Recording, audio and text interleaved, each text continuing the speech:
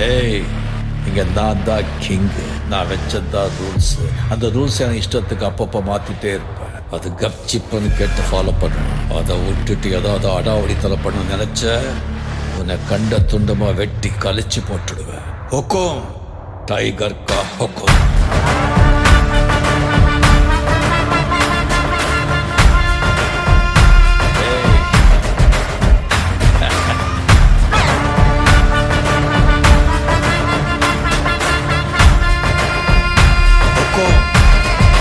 tiger का